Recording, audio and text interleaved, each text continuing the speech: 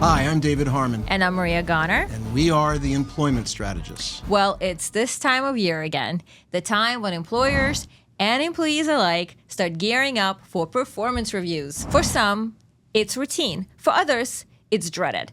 But for too many workplaces, it's a meaningless pro forma exercise, a formality to check off the HR's end of the year to-do list. So here's what we see all the time.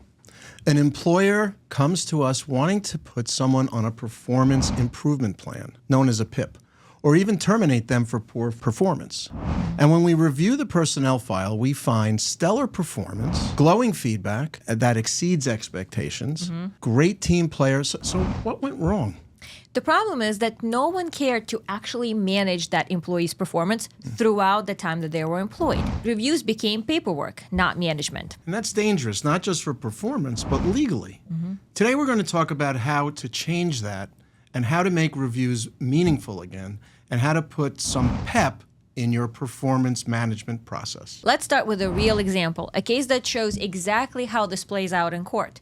The case is Woods versus Boeing Company. In that case, James Woods worked for Boeing for nearly 30 years as a loft tooling developer. Say that 10 times fast. His supervisor gave him strong reviews in his last evaluation, such as Woods met all expectations in every category. That's technical skills, productivity, teamwork, and quality.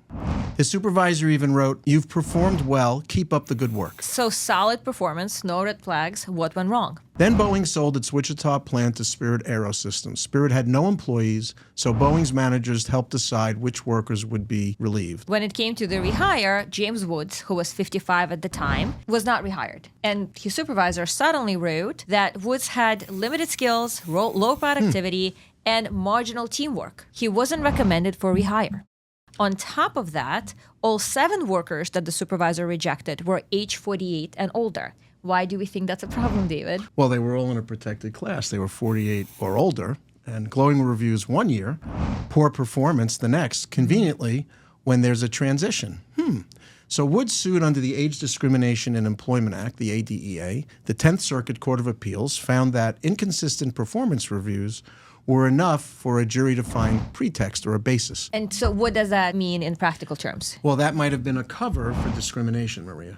So the reality was that the manager was selecting younger employees and foregoing the older workforce. Well, there was disparate treatment, and that's a key to an employment claim. Okay, so the takeaway is that inconsistent performance documentation doesn't just look sloppy, it can lead to legal ammunition for the plaintiff. That's right. This court basically said if you say someone's doing great and then turn around and call them deficient, well, without any evidence, a jury gets to decide what's really going on. And whether the employer is being honest or is just justifying their bad, illegal, discriminatory act. Right. Well, whether it's a trumped-up action, they're effectively fabricating a basis and then terminating based on that fabricated reason. So this case illustrates how truly important performance reviews are and how important documentation is. That case gets to the heart of it. Performance reviews are not just paperwork. They're evidence. They're also one of the few structured opportunities for real communication about expectations, goals, and growth. When reviews are honest and ongoing, they protect both sides, employers and employees. But when they're inflated or ignored, they create a risk, legally and culturally. You can't fix performance problems you've never documented. Performance management shouldn't be a once-a-year event. If you're running a medical practice, for example, and it's critical that staff document patient visits, don't wait until there are 30 undocumented charts to address it. Don't wait. It's too late. That's not managing. That's reacting. So how do we make performance reviews actually work? We call it the P.E.P framework. Prepare, engage, and practice. Because it's time to put some pep in your performance reviews. This isn't about sugarcoating or making the process feel good. It's about turning reviews into real conversations that drive performance all year long.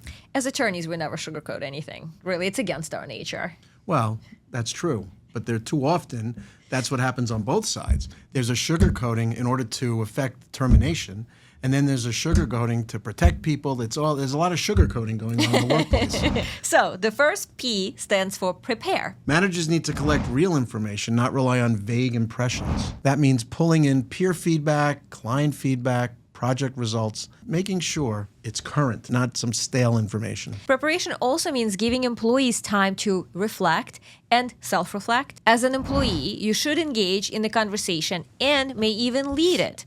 Managers should send employees the following questions ahead of time. What went well this year? What did not go as well as you wanted? What are your most important goals for next year? And also, what do you need from me to help you achieve those goals? When employees answer those questions first, you shift from a one-way critique to a dialogue. It's empowering and far less adversarial, and that's important. And it goes that the manager is creating a real foundation for coaching instead of guessing. And if you're an employee, the preparation part will look a little bit different for you, but it's still important.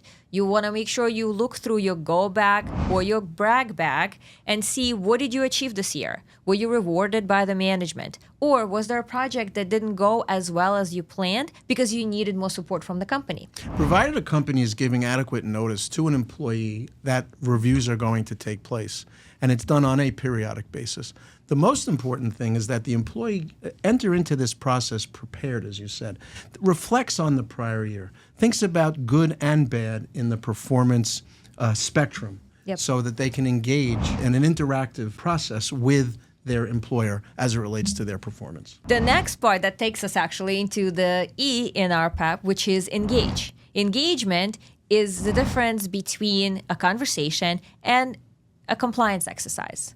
So managers should be as ready to listen as they are to talk. Ask questions like, what barriers are you running into?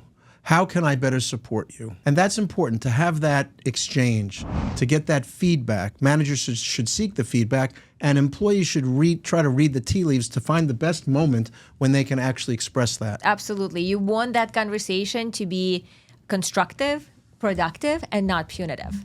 You know, so often I think in many, many companies, Maria, have reviews where they provide the opportunity for employees to complete reviews, review them self-reviews, self-introspective, but also to enable them to present their accomplishments and then make suggestions for where improvement can take place. Absolutely, and that's the difference between engagement and non-engagement. Right. Studies also show that when employees feel safe to be honest, managers get better information and better outcome.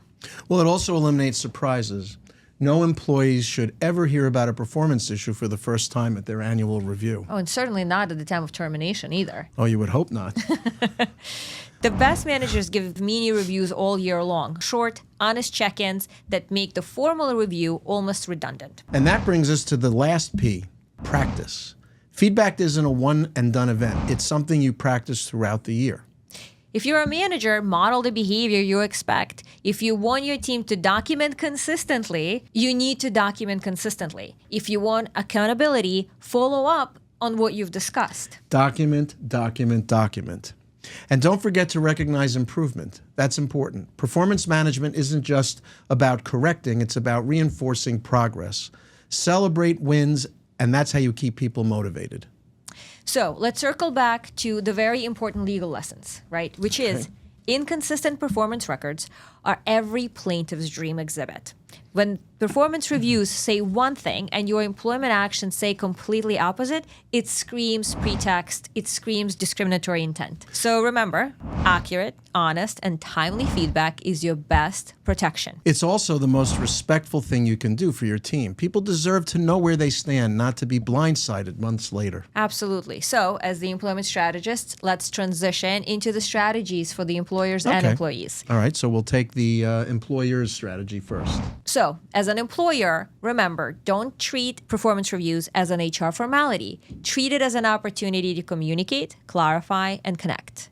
And put some pep in it, which would be prepare, engage, and practice, as we've said. Now, as an employee, it's important to present your performance in the most favorable light and to be cognizant of where you have room for improvement. Also, as an employee, it is important to save all of your performance reviews in your employment go bag. Oh, sure. And if you do not know what your employment go bag is, listen to our episode on that here.